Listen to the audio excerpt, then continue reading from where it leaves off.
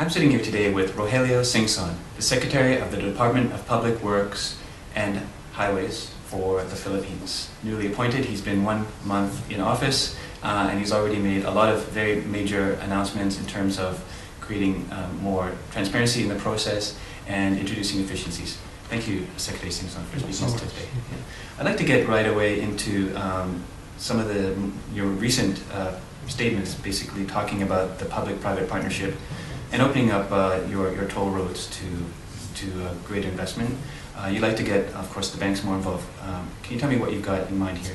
Well, the infrastructure cabinet secretaries, that means part of the Public Works, Transportation, the National Economic Development Authority, and the Department of Finance have gotten together, including the Tourism Department, have gotten together, and we've really advocated that public-private partnership will be a major direction and strategy for President Aquino's administration. We just, as I mentioned, President Aquino took over only July 1st. So that's going to be a major thrust to bring in more investments, to be able to bring in more needed infrastructure in the country. On my part, I've identified key toll roads that have to be undertaken, and they're going to be made available to private sector investments.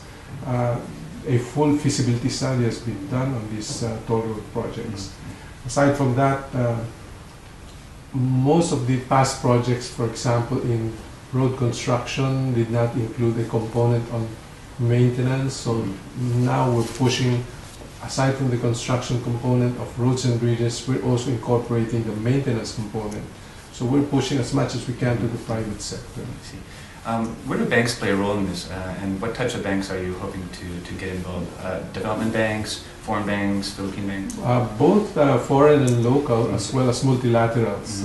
We've been in very deep discussions with multilaterals like ADB, World Bank, and the Australian Aid, so that they can put together a grant component as well as a loan component. We've gone as far as talking with the Spanish aid, as well as even Middle Eastern banks have shown interest. Okay. How is this going to be different from the way it was done in the past? Well, basically we're transforming the way business in the public sector. We're focusing very strongly on transparency, which means there will be no mysterious deals.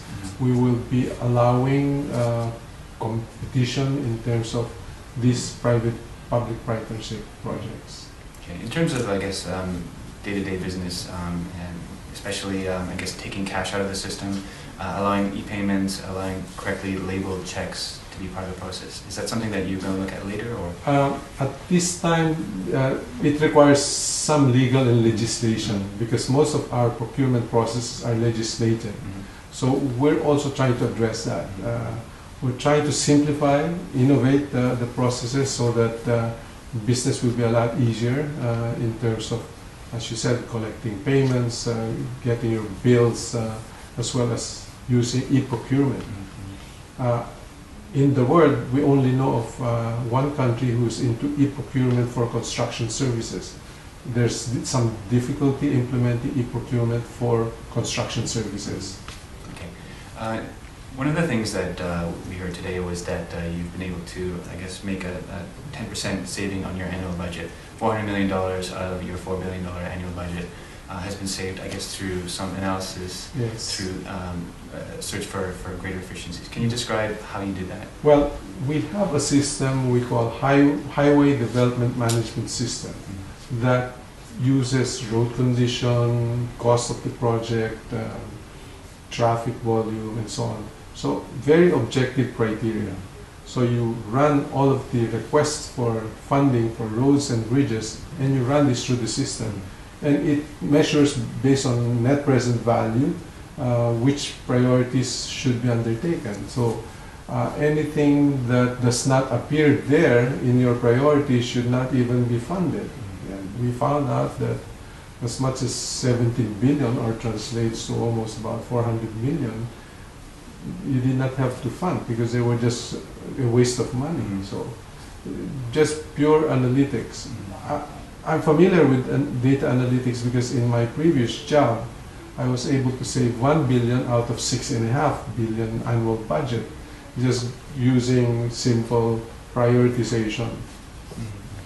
Okay, so this is sort of an innovation that you've introduced now to. That's correct. That's Okay. correct.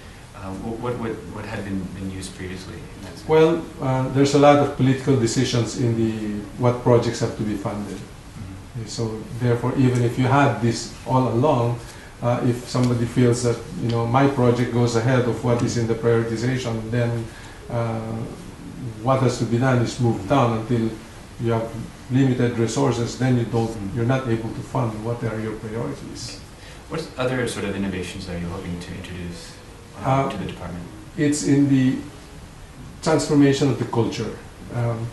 For the first time, we're engaging the customers, we're engaging the general public. We want the general public to get involved in governance, in monitoring and feedback of the projects that are in their locality. In the past, this was practically a mystery to everyone. They just know that there's a huge budget, but they don't know where those funds are, what projects are being funded. Today, I receive a lot of information coming from the general public saying this fund was supposed to be coming to our locality. We never saw a shadow of that fund. So we're publishing all of this. In the next 2 weeks, we will publish what has been spent in the first 6 months.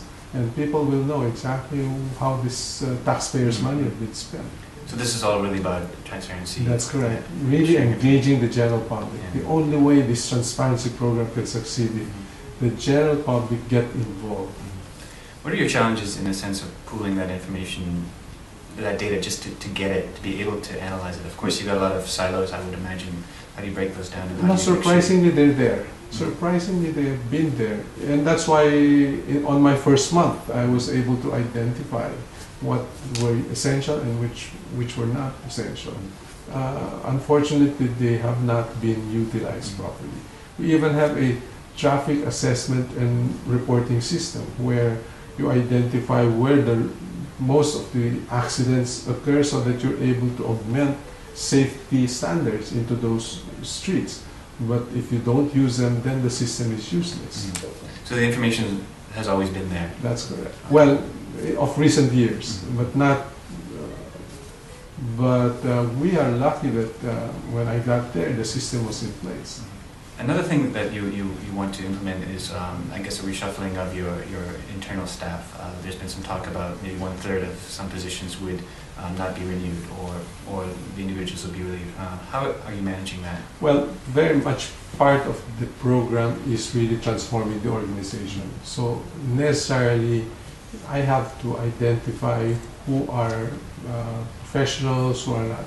I believe that out of the 20,000 employees of the department, there are many professionals who want to develop a career in the Department of Public Works and Highways. And so I just have to be firm about it so that those who don't deserve to be there have to be given the pink cards. Okay, in terms of further cost savings, you've spoken about, I guess, identifying misallocated funds. In terms of creating greater efficiencies in the way that your department is run, what are some of the other measures that you're trying to implement? The top-notch contractors in the country have not been participating in the biddings of the department. They say it's useless, there's a lot of pollution happening. So I met with them and I said, okay, give me your shopping list. What do you need so that you can come back and participate in public works biddings and so on? So I'm waiting for that. I met with them last week and they said, yes, we'd like to participate, provided you assure us that there's going to be a level playing field. And I said, give me your shopping list, I implement them as soon as I get them. And there'll be transparency and openness in that process? That's correct. In fact, as I said, immediately when I stepped in, I canceled 19 negotiated contracts, huge contracts, which were to me really just out and out negotiated contracts that where there was no transparency involved in the whole process. I think you have 5 years in your mandate.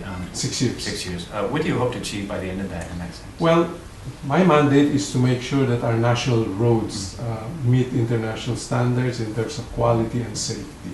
So I have a program that within the 6 years, we shouldn't be lagging behind in percentage of paved roads compared to our ASEAN neighbors. So I have a program that will focus on upgrading national roads and bridges to international standards in terms of quality and safety. Do you have a role model in the sense that you're following another country that's been in a similar situation as yours that you maybe sort of look to for some lessons? You know, my 3 years in the utility business is giving me a lot of handle in terms of moving to the public works.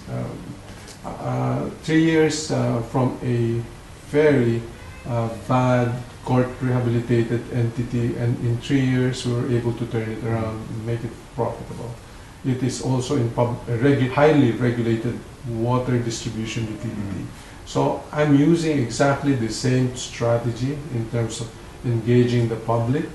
I'm using exactly the same strategy in terms of transforming the organization, in terms of culture and values. I'm using a lot of data analytics as well. So I'm saying it looks like that was a very good training ground for me. It's now, except that I'm now trying to address the whole country rather than the small portion of Metro Manila.